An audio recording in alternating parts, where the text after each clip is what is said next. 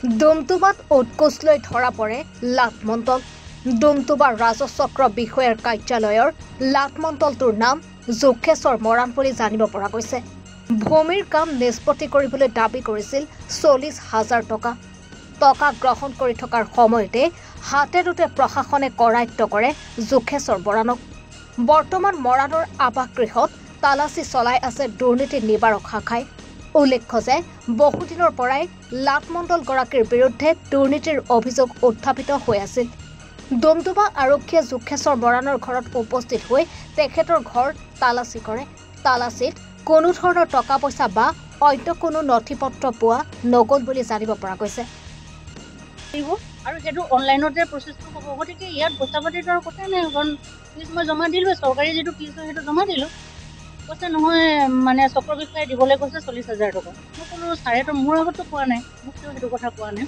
কৈছে নহয় এইটো দিবই লাগিব বোলে। তাৰপিছত মই ঘৰলৈ গুচি গ'লোঁ, কিন্তু মই খুব অপমানিত অনুভৱ কৰিলোঁ, কাৰণ এখন স্কুল যেতিয়া মই 22 বছৰ ধৰি চলাইছোঁ, ডুমডুমাৰ মহিলা সমিতিখনৰ মই প্ৰেচিডেণ্ট হওঁ। আজি যদি মই এই পৰ্যায়টোত আহি পাইছোঁ যে মোৰ নিজৰ মাটি ম্যাদী পট্টাৰ মাটি থাকোঁ, তাত যদি মই ঘুচ দিব লগা অৱস্থা এটা হয় 40,000কে টকা, আৰু আগৰ প্ৰচেছখিনি কৰোঁতে মই 18,500 টকা জমা দিছোঁ, সেইখিনি পইচা ইয়াৰ লগত 40,000 টকা, সিমানখিনি টকা মই যদি মোৰ নিজৰ মাটিৰ কাৰণে মই ভৰিব লগা হয়, তেনেহ'লে আপোনালোকে ভাবক যে এই অফিচটোত দুৰ্নীতিৰ কেনেকুৱা এটা বজাৰ বহি আছে।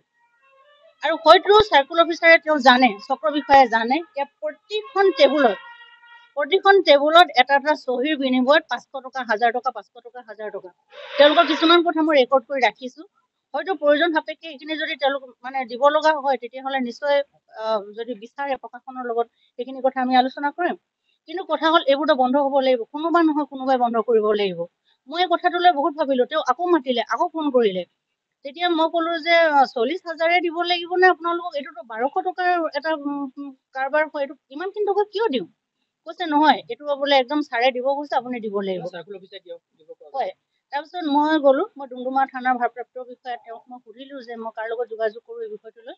তেতিয়া তেওঁ ক'লে যে CM ভিজিলেন্সৰ লগত কৰক। মই নেটত তেওঁ চাৰ্চ কৰিব পৰাৰ কথা ক'লে, মই নেটত চাৰ্চ কৰিলোঁ, তাত যিটো নম্বৰ পালোঁ, তাৰপিছত মই তেওঁলোকৰ লগত কথা পাতিলোঁ। আৰু তেওঁলোকে ইমান পটাপট ইমান কুইক এটা একশ্যন তেওঁলোকে ল'লে যে মই একদম অন্তৰৰ পৰা কৃতজ্ঞতা জনাইছোঁ যে য'ত দুৰ্নীতি আছে তাত এনেকুৱা ধৰণৰ কৰ্তব্যপৰায়ণ বিষয়াও আছে। আৰু তেওঁলোকে যিধৰণে কাম কৰিলে, যিধৰণে তেওঁলোকে ধৰিলে, গোটেই প্ৰচেছটো কৰিলে, মই আনন্দিত হৈছোঁ। আৰু মই আশা কৰিছোঁ যে এই ডুমডুমা চক্ৰ বিষয়াৰ এই কাৰ্যালয়ত বুলি নহয়, সমগ্ৰ অসমৰ য'ত য'ত এনেকুৱা ধৰণৰ কাম কাজ হৈ আছে এইবোৰ বন্ধ হ'ব লাগে। কাৰণ সাধাৰণ ৰাইজে 40,000, 50,000 এটুকুৰা মাটি কিনি ক'ৰ পৰানো দিব? বহুত দুখীয়া মানুহে প্ৰত্যেকৰ পৰা পইচা লয়। ময়ো ধনী মানুহ নহয়, মই স্কুল এখন চলাই মই বেংকৰ লোন চোন পৈতৃক সম্পত্তি মই বিক্ৰী কৰিব লগা হ'ল। আৰু তাৰপিছত মই তেওঁলোকক আহি মই পইচা দিওঁ। মই তেওঁৰ ল'ৰাক মই পঢ়ুৱাইছোঁ, 2টা ল'ৰা, মই হাতৰ আখৰ মই হাতত ধৰি ধৰি শিকাইছোঁ। অথচ তেওঁৰ মনত এবাৰ ভাৱ নহ'লে যে বাইদেউক আমি পইচা কিয় খোজোঁ, বা এইটো কথা ক'বলৈ তেওঁৰ মনত অকণমান লাজ নাপালে, অলপমান তেওঁ দুখ নকৰিলে।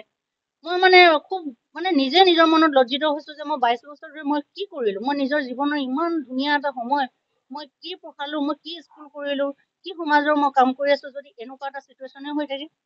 এই অৱস্থা আপোনালোকে ভাবক যে 40,000 টকা ডুমডুমাৰ নিচিনা এখন সৰু ঠাইত ইমানবোৰ ঘটনা হয়তো আছে, তাৰ লগতে এইবোৰ আপোনাৰ ঘুচখোৰৰ এনেকুৱা ৰাজত্ব হৈ গৈছে। ক'ৰবাতো আমি যাব নোৱাৰোঁ, ক'ৰবাত কাম কৰিব নোৱাৰোঁ, মাটিৰ কাম কৰাৰ নামত এনেকুৱা এটা দালালি এটা ষ্টাৰ্ট হৈছে।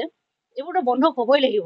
অন্য কৰ্মচাৰী কোনোবাই আপোনাক টকা কিবা কথা কৈছিলে পইচা মই দিছোঁৱে তেওঁলোকক। মই এতিয়া নাম নকওঁ তেওঁলোকৰ, প্ৰয়োজন সাপেক্ষে যদি এইটো কাৰ্যালয়ৰ তেওঁলোকৰ এগৰাকী জৈনিক দত্ত, 2001 চনৰ পৰা তেওঁক মই এই বস্তুটো মই পৰেচান হৈ আহিছোঁ। তেওঁ দি আছে, কিন্তু মই ভাবিলোঁ যে এই অৱস্থাটো ক'ৰবাত নহয় ক'ৰবাত শেষ হ'ব লাগিব। কোনোবাই নহয় কোনোবাই এটা খোজ দিব লাগিব, য'ত এই দুৰ্নীতি শেষ হ'ব লাগিব। এই অফিচৰ প্ৰতিখন টেবুল মই ভাবোঁ যে চৰকাৰে ইয়াত চকু দিয়ক, আৰু ইয়াৰ এই যি দুৰ্নীতি হৈ আছে এইবোৰ বন্ধ হওক।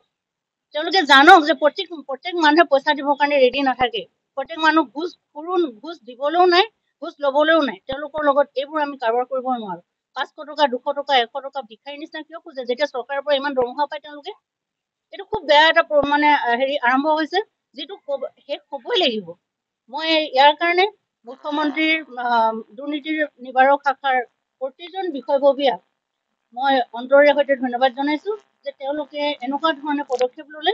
আৰু 2টা দিনৰ ভিতৰত তেওঁলোকক যেতিয়াৰ পৰা মই তেওঁলোকে তাত লগালগ তেওঁলোকে সেই কথাখিনি ৰেকৰ্ড কৰিছে বা তেওঁলোকে মোৰ লগত যোগাযোগ ৰাখিছে আৰু আজি এই পৰ্যায়ত আহি উপস্থিত হৈছে যে তেওঁক হাতে লোটে ধৰিবলৈ মানে সক্ষম হ'ল। মই ধন্যবাদ জনাইছো।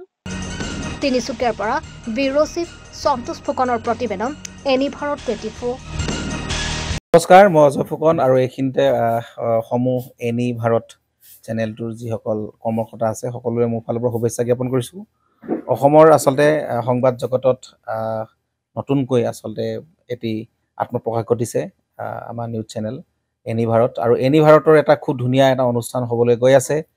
সকলোৱে জানে আমাৰ সকলোৰে মৰমৰ হাৰ্টথ্ৰব জুবিন গাৰ্গৰ গানে কি আনে, আচলতে জুবিনদাৰ সেই গীতৰ আধাৰত আমাৰ হিৰুদাই লিখা সেই গীতটি গানে কি আনে, এই গানে কি আনে নামৰ এটি তেওঁলোকে সাংগীতিক ৰিয়েলিটি শ্ব' কৰিবলৈ গৈ আছে। আৰু 15 আগষ্টৰ পৰা গোটেই আৰম্ভ হ'ব।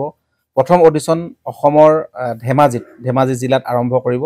গতিকে সমূহ যিসকল প্ৰতিভা আছে, যিসকলে গান ভাল পায়, যিসকলে তেওঁলোকৰ নিজৰ প্ৰতিভা আচলতে দেখুৱাব বিচাৰে, এই ৰিয়েলিটি শ্ব'ত গানে কি আনে এই প্ৰতিযোগিতাত অংশগ্ৰহণ কৰক আৰু খুব ধুনীয়া আপোনালোকে সুবৰ্ণ সুযোগ লাভ কৰিব।